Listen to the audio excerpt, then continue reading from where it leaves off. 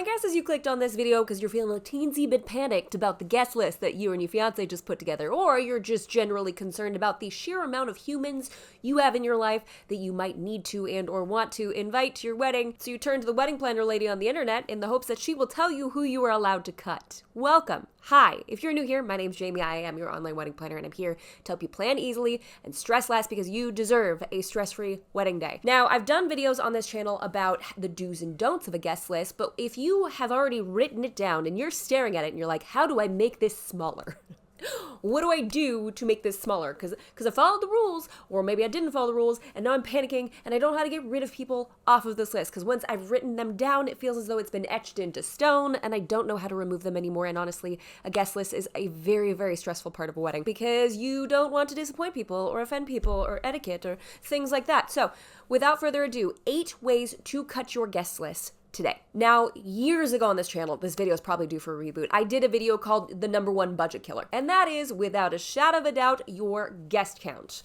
I'll give you a quick synopsis of what that video covers, but feel free to go watch that one if you want to see absolutely everything your guest count affects. But there's a very important number that I share in that video, and that is our first tip for today. Picture $100 above their head. Okay? Because that's the average cost of a guest at a wedding. Now, yours could be a little bit more expensive, a little bit less expensive, but if we're talking about the chair they're sitting in, the table they're sitting at, the tablecloth of the table that they're sitting at, the centerpiece, the plate, the fork, the knife, the spoon, the cup, the amount of drinks that they're having, the food that they're consuming, you can see how all of this starts to add up. If you put $100 over their head, I mean, not literally, that would be weird, but like if you pictured taking them out to dinner and spending $100 on their meal alone, would you do that? Now, of course, there's probably going to still be some people on your list that you wouldn't do that with anyways, but you're going to for this wedding, for this particular event because of who they are, or, you know, whatever rules you feel like you have to follow. But if you are having a hard time and you're kind of waffling on whether you want them on your list or not, picture spending $100 on their meal. Picture taking them out to dinner and spending that amount of money on their food for one evening. If your answer is yes, keep them on the guest list. If your answer is no, maybe consider cutting them. And by the way, this probably goes without saying, but I'm going to say it anyways, just in case someone's like, you don't have to follow the rules in the comments. That's fine. You can comment that anyways. I will read it in that voice. You don't have to follow the rules, okay? All of these are here to serve as guidelines. As me, a professional wedding planner, to give you permission to like cut people from your list, then that is what this video's purpose is, all right? So you don't have to follow them. You can pick, choose. You don't have to use any of them. If you have any strategies of your own to help you cut down on your guest list, will you do me a favor and leave those in the comments below? Because I want to make sure that we're helping out as many people as possible. And so if you found a unique way of cutting your guest list, be sure to write that down below to help other people out as well. I love when y'all rely on each other and lean on each other and help each other out down there. Ways to cut your guest list, #2, and this one is a tish controversial, okay? But if things are tight, you might want to consider not inviting children. Now, before y'all come at me in the comments down below, I am a mother of 4.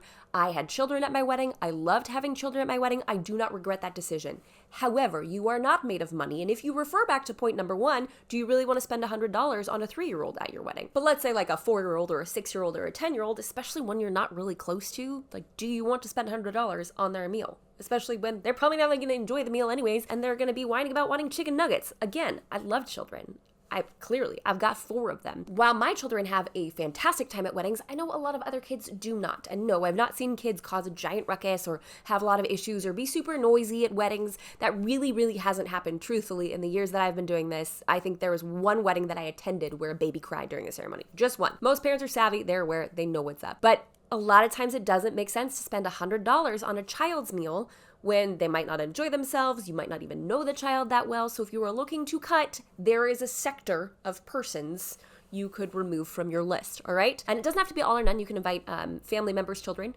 and not invite other people's children. Just because you invite one child doesn't mean you have to invite them all. Ways to cut your guest list, #3. This is not the time to meet new people. Let's just put it out there, okay? This is not the time for, hi, so nice to meet you. Thanks for coming to my wedding day.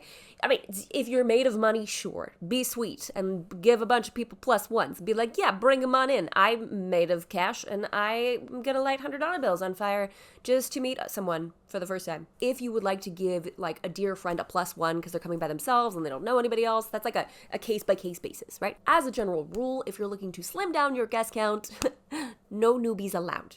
okay? This is a members only club. And by members, I mean people who actually know you already. Ways to cut your guest list. Number 4, this is not for long lost roommates or relatives. Now, I have a smaller extended family. I wanted all of them there. I didn't have emotional issues with any of my extended family, but I'm aware after years of planning weddings and doing wedding videos on the internet that that is not the case for everybody. Some people have giant families and they got to figure out how to cut it down, especially if they want to save some money. Or some people have, unfortunately, some issues between family members or with themselves and the family member, or maybe they're not speaking. There's something about the act of announcing that you're engaged and talking about wedding planning in general that brings out all of your like high school friends that you haven't seen in a hot minute that are just looking for free food and somewhere to go dance a little. That makes you start to feel like you have to be inviting these people. But if you haven't spoken to them in the last 6 to 12 months, you don't have to invite them.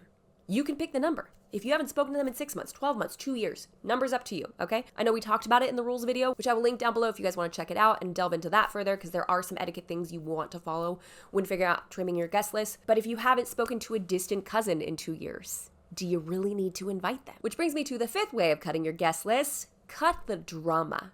If there is any sort of disdain between family members, between friend groups, that makes you feel uncomfortable, use that as your reasoning for not inviting the perpetuators of the drama. Okay? So if you have cousins that are speaking to one another, you can use this as an opportunity to have a discussion with them beforehand and be like, listen, you either shape up and figure this out or you're not coming. Or you simply say, hey, because there's lots of tension between you and so, we're going to keep this wedding drama free. Or if you don't feel like saying anything, you don't have to say anything. I, of course, am preferential to the proper etiquette of telling someone, especially if they're anticipating an invite and they are a family member and you might need to have a clear conversation with them. We're setting a boundary. We're not having drama at our wedding day, but you might need to talk to them about it.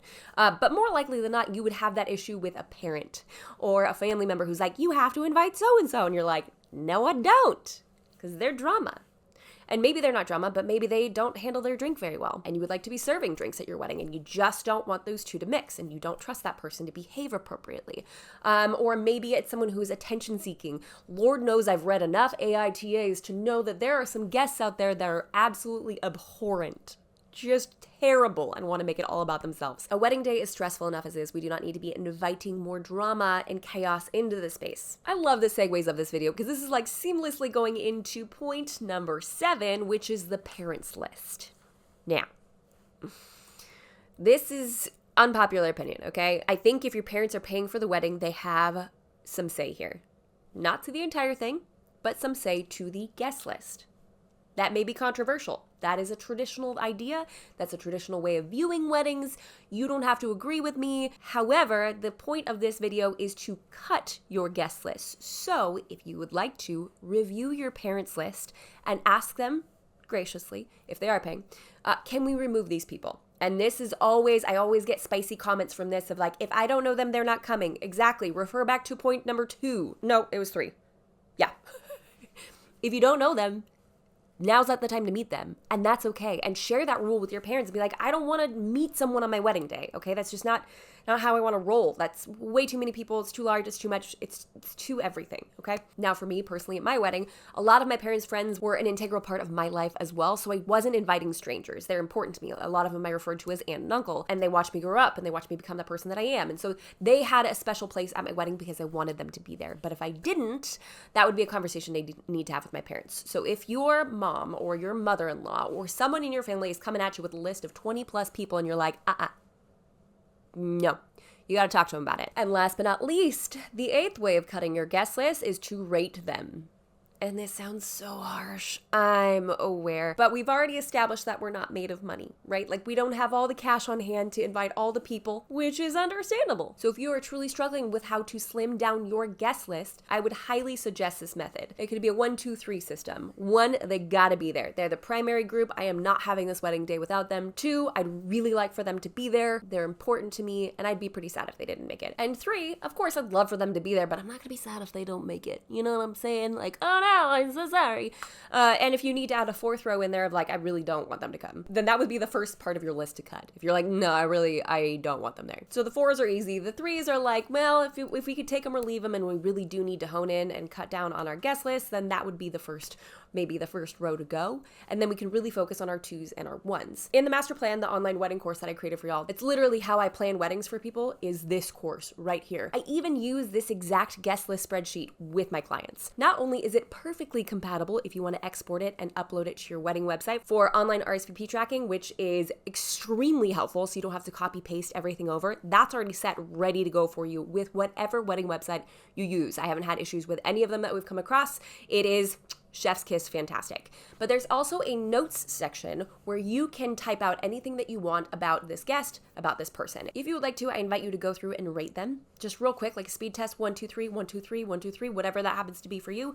And then you can actually sort them numerically and get all of your 1s in one section, all of your 2s and all of your 3s. So when you have that batch of 3s all sitting together, or 4s, whatever numerical scale you choose to go off of, then you could really sit with that number. You can really sit with that group and go make or break. Like, do I want them to be there? Do I not want them to be there? And it is so much easier than like wading through your entire guest list to try to pick and choose or like handwriting them out. By doing it digitally in a spreadsheet, you can organize them extremely quickly. And that way you can get to narrowing down that guest list even more quickly. Cutting a guest list is difficult. It is hard, it is emotional, it is fraught with expectations and etiquette and awkwardness, and I get it. You clicked on this video either because you're scared of your guest list or because you're worried about putting a guest list together. If you haven't put it together yet, use these as your guidelines to make sure that you are not going over a desired guest count. Y'all know I'm a huge fan of budget weddings over here, and you can have a beautiful, large wedding for a budget, no doubt, but you either let your budget determine your guest list or your guest list determine your budget. So how about you guys? What are ways that you are using to cut and or shape your guest list? Let me know in the comments down below. I always love hearing from you guys. And if you haven't done so already, jump on down there, hit that like button, and subscribe to this channel for more tips and tricks for the modern day bride. And until next time,